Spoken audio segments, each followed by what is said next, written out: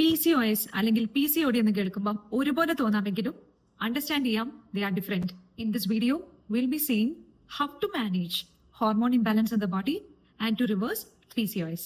ഇതിൽ ഒന്നാമത്തതാണ് polycystic ovarian disease. രണ്ടാമത്തതാണ് പോളിസിസ്റ്റിക് ഒവേറിയൻ സിൻഡ്രം.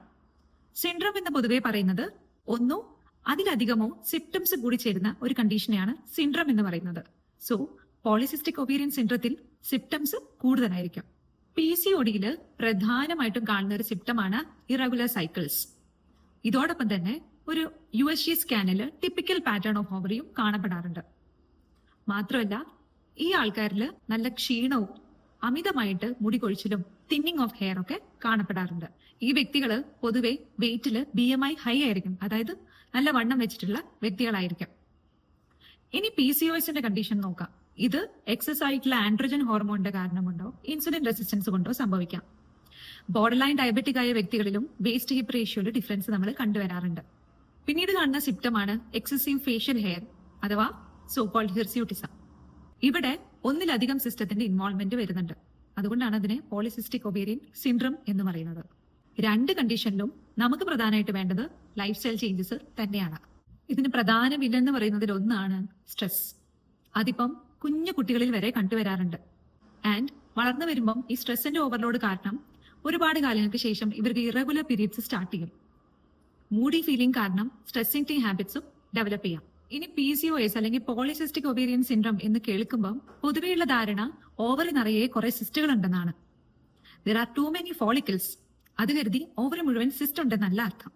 നമുക്ക് എല്ലാവർക്കും അറിയാം, ഒരു female cycle 28 to 35 days cycle ഉള്ള ഒരു സ്ത്രീക്ക് എക്സാക്ട്ലി 15 to 17 ഡേയ്സിന്റെ ഉള്ളിൽ ഓവുലേഷൻ സംഭവിക്കും, അതായത് അണ്ടവിസർജനം.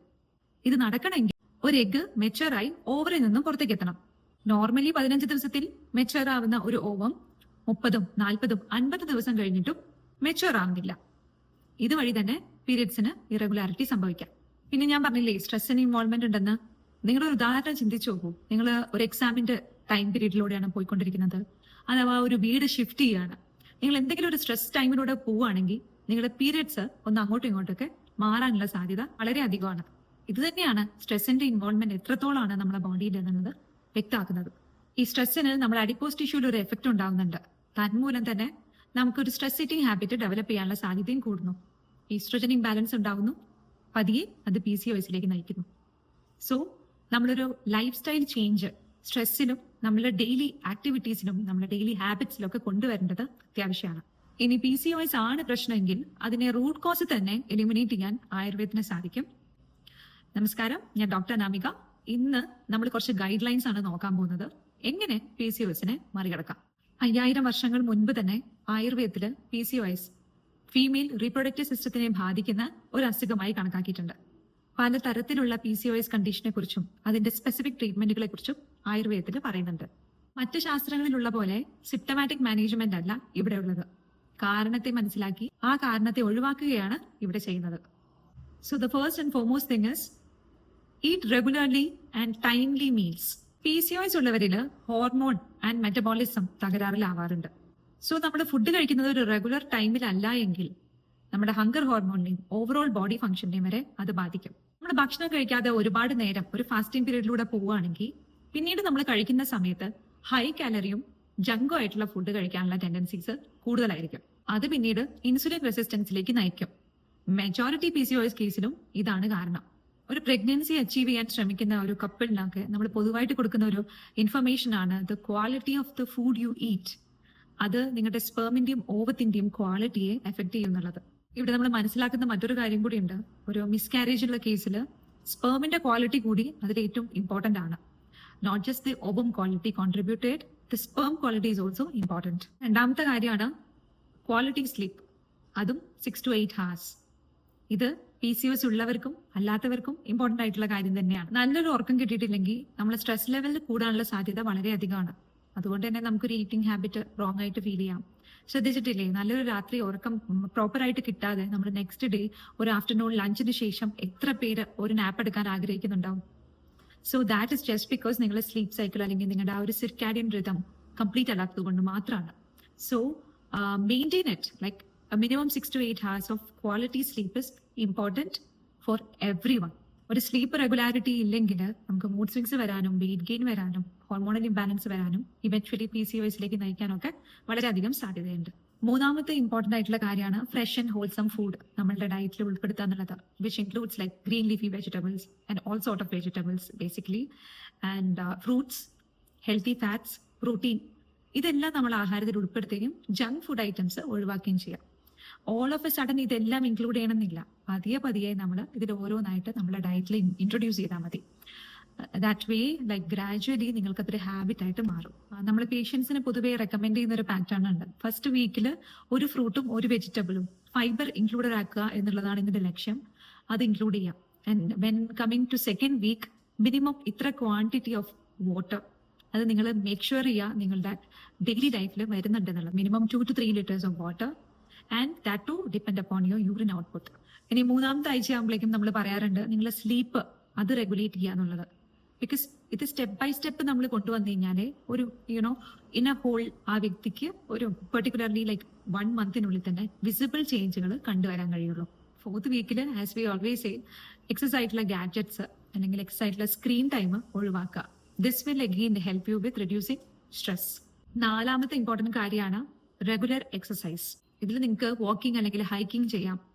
ഇത് നമ്മുടെ മൈൻഡിനെയും ബോഡിനെയും ഒരുപോലെ റിലാക്സ് ചെയ്യാൻ വേണ്ടി സഹായിക്കുന്നുണ്ട്. തന്മൂലം തന്നെ ബോഡിയിലെ കോർട്ടിസോൾ ലെവല് ഒന്ന് കുറയ്ക്കാനും ഇത് സഹായിക്കുന്നുണ്ട്. പിന്നെ മറ്റ് exercise like strength training, squats, weight lifting ഇതൊക്കെ ചെയ്യുമ്പോൾ നമ്മൾ ഇൻസുലിൻ റെസിസ്റ്റൻസിനെ കുറയ്ക്കാനും തന്മൂലം തന്നെ ഫാറ്റ് മെറ്റബോളിസം റെഗുലേറ്റ് ചെയ്യാൻ വേണ്ടിയിട്ടും ഇത് സഹായിക്കുന്നുണ്ട്. അത് കരുതി നിങ്ങൾ ഓവറായിട്ട് എക്സസൈസ് ചെയ്യുമ്പോൾ സംഭവിക്കുന്നത് എന്താണെന്ന് വെച്ച് കഴിഞ്ഞാൽ അതൊരു സ്ട്രെസ് സിഗ്നൽ ആണ് ബോഡിക്ക് കൊടുക്കുന്നത്. So as we always say സർവധർമ്മേഷു മധ്യമം, ഒരു മീഡിയത്തിൽ ഒരു good mix of activity is really good to overcome PCOS. ഇത് നമ്മുടെ ഇൻസുലിൻ റെസിസ്റ്റൻസിനെ ഇംപ്രൂവ് ചെയ്യാനും ഫാറ്റിനെ ബോഡിയിൽ നിന്ന് കട്ട് ഓഫ് ചെയ്യാൻ വേണ്ടിയിട്ടും സഹായിക്കുന്നുണ്ട്.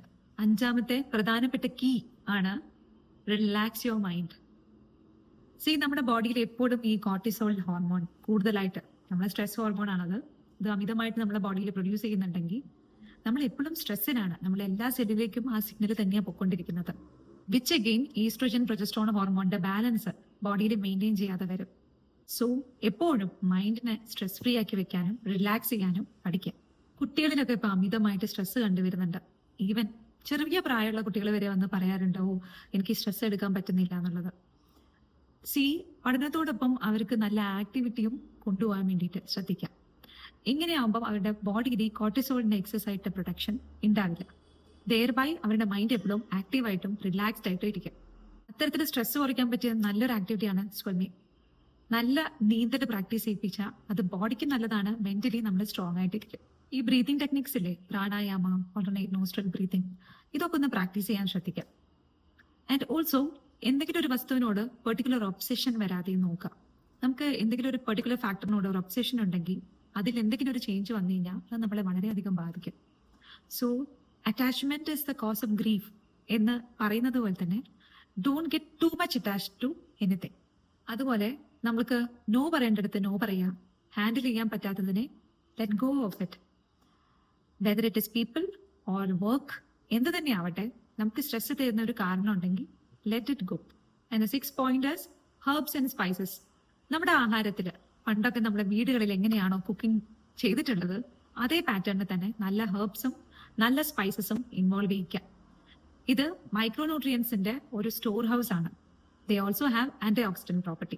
Say for example, നമുക്ക് സ്പൈസസ് ആയ ടർമറിക്, ക്യുമിൻ, മസ്റ്റാർഡ്, ഫെനുഗ്രീക്, കാരം, അജ്വൈൻ ഇവയെല്ലാം ഉപയോഗിക്കാം. ഇനി ഹെർബ്സിലേക്ക് വരുമ്പോൾ അശ്വഗന്ധ, ഗിലോയ്, ഗുഗുലു, ശതാവരി ഇതെല്ലാം വളരെ ഹെൽപ്ഫുൾ ആയിട്ടുള്ള ഹെർബ്സ് കൂടിയാണ്. And the 7th point is improve your fat metabolism. നമ്മുടെ ശരീരത്തിൽ റെഗുലർ ആയിട്ടുള്ള ഒരു ഫാറ്റ് മെറ്റബോളിസം ഉണ്ടെങ്കിൽ അത് നമ്മുടെ ബോഡിയിലെ കൊളസ്ട്രോൾ ലെവൽസിനെ കുറയ്ക്കാൻ വേണ്ടി സഹായിക്കും. ദെയർബൈ എക്സസ് ആയിട്ടുള്ള ഫാറ്റിനെ ബോഡിയിൽ നിന്ന് റിമൂവ് ചെയ്യുകയും ചെയ്യും. അല്ലാത്ത പക്ഷം നിങ്ങൾക്ക് ഇൻസുലിൻ റെസിസ്റ്റൻസ് വരാനും അത് ഫാറ്റ് അപ്പോസിഷനിലേക്ക് വരും, മൂഡ് സ്വിങ്സ് ഉണ്ടാവും, അങ്ങനെ നീളും പ്രശ്നങ്ങൾ. സോ തുടക്കത്തിലെ ഫാറ്റ് മെറ്റബോളിസം റെഗുലേറ്റ് ചെയ്യാനുള്ള കാര്യങ്ങൾ ചെയ്യാം. ഇനി 8th പോയിന്റ് ആണ് റിമൂവ് എൻഡോക്രൈൻ ഡിസ്ട്രപ്റ്റേഴ്സ്. നമ്മൾ ഡെയിലി എക്സ്പോസ്ഡ് ആണ് ഒരുപാട് കെമിക്കൽസിലേക്ക്, starting from fragrances, beauty and cosmetic products, preservatives, additives, colours, plastic, ഇതെല്ലാം നമ്മൾക്ക് കംപ്ലീറ്റ് ആയിട്ട് നമ്മുടെ ലൈഫിൽ നിന്ന് അവോയ്ഡ് ചെയ്യാൻ പറ്റില്ലെങ്കിലും ലിമിറ്റഡ് യൂസേജ്. എത്രത്തോളം ഹാർംഫുൾ കെമിക്കൽസ് അടങ്ങിയിട്ടുണ്ട് നമ്മൾ ഡെയിലി യൂസ് ചെയ്യുന്ന പ്രോഡക്ട്സിൽ എന്നുള്ളത് ശ്രദ്ധിക്കുക. അവ മാക്സിമം എലിമിനേറ്റ് ചെയ്യാൻ നോക്കുക. 9ാമത്തതും ഏറ്റവും ഇമ്പോർട്ടൻ്റ് ആയിട്ടുള്ള കാര്യമാണ് റെസ്റ്റ് ആൻഡ് റിലാക്സ്. റെസ്റ്റ് ചെയ്യേണ്ടപ്പോഴും റിലാക്സ് ചെയ്യേണ്ടപ്പോഴും അതിന് ഇമ്പോർട്ടൻസ് കൊടുക്കുക. നിങ്ങളെ കൂടെ ഉള്ളവർ ഒരു പാർട്ടി ഫംഗ്ഷന് വിളിക്കുന്നുണ്ട്, പക്ഷെ നിങ്ങൾക്ക് you feel low in energy, നിങ്ങൾക്ക് ഒരു പാർട്ടി മൂഡ് നിങ്ങൾക്ക് വരുന്നില്ല, you want to take rest എങ്കിൽ feel free to tell them no. And also ഇതേ ഒരു സാഹചര്യത്തിൽ നിങ്ങൾക്ക് വർക്ക്ഔട്ട് ചെയ്യേണ്ട ഒരു ടൈം ആണെങ്കിൽ never compromise on it. Give importance to your body first and then the rest of things. Because അതാണ് gradually നിങ്ങളെ റിലാക്സ് ആക്കാനും നിങ്ങളെ ഒരു ഹെൽത്തി എൻവയൺമെന്റിലേക്ക് എത്തിക്കുന്നതും. ഇനി നമ്മുടെ ഉറക്കം കോംപ്രമൈസ് ചെയ്തിട്ട് നമ്മൾ ചെയ്യേണ്ട ഒരു ജോലിയോ അല്ലെങ്കിൽ ടാസ്കോ നമ്മുടെ ലൈഫിൽ വരുന്നുണ്ടെങ്കിൽ never do that. Okay, sleep is more important. ഞാൻ ഈ പറഞ്ഞ എല്ലാ പോയിന്റിനേക്കാളും ഏറ്റവും ഇമ്പോർട്ടൻറ്റ് സ്ലീപ്പ് തന്നെയാണെന്ന് വേണമെങ്കിൽ പറയാം. Because that's a time where your body is detoxifying. Literally നമ്മുടെ ലിവറും ബാക്കി നമ്മളെ ബോഡി ഓർഗൻസ് എല്ലാം they are functioning for your wellness. നമ്മൾ ഉറക്കത്തിലാണ് അത് സംഭവിക്കുന്നത്. So if you are not sleeping well, you are not detoxifying well. And also start learning to say no to that extra sugar. നിങ്ങൾക്ക് sugar cravings ഉണ്ടെങ്കിൽ like chocolates, pastry, cakes, ഇതെല്ലാം നിങ്ങൾക്ക് ഒരു craving വരുന്നുണ്ടെങ്കിൽ try to control it with an alternative. Okay, and also try to love yourself first. എന്നാലേ നമുക്ക് ആ love ചുറ്റുള്ളവർക്കും കൊടുക്കാൻ പറ്റുള്ളൂ, which is the only one way that will make you smarter and will also help you heal better. So നമ്മളെ സ്വയം സ്നേഹിക്കാൻ പഠിക്കുക. Never compromise on the lifestyle changes that you have to make for a healthy body and mind. കാരണം health is the only wealth that stays for a life time.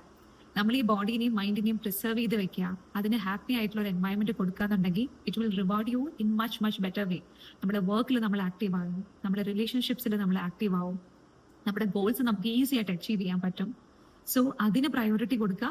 Definitely you will have A body that was yours before PCOS in a much stronger and healthier way. So മനസ്സിലാക്കുക, life style changes വളരെ important ആണ്. Yes, genetics ഒരു കാരണമാണ്, പക്ഷേ life style കൊണ്ട് നമുക്ക് reverse ചെയ്യാൻ പറ്റാത്തൊരു അസുഖമൊന്നും അല്ല ഈ PCOS. സോ മെന്റലി നല്ല സ്ട്രോങ് ആയിട്ടിരിക്കുക. ഞാൻ ഈ പറഞ്ഞ ടിപ്സ് ഒക്കെ ഒന്ന് ഫോളോ ചെയ്യുക. Definitely starting from day 1 to day 30 ഒന്ന് നിങ്ങളുടെ life style changes and patterns ഒന്ന് നോട്ട് ചെയ്ത് നോക്കൂ. എല്ലാം ലൈക്ക് മെന്റലി, ഇമോഷണലി, സ്പിരിച്വലി എല്ലാം നിങ്ങൾ സ്ട്രോങ് ആവുന്നത് you can find it and you can absolutely reverse this condition. അടുത്തൊരു വീഡിയോയിൽ പുതിയൊരു ടോപ്പിക്കായിട്ട് വരാം. Till then bye. Thank you for watching. Subscribe for more health videos.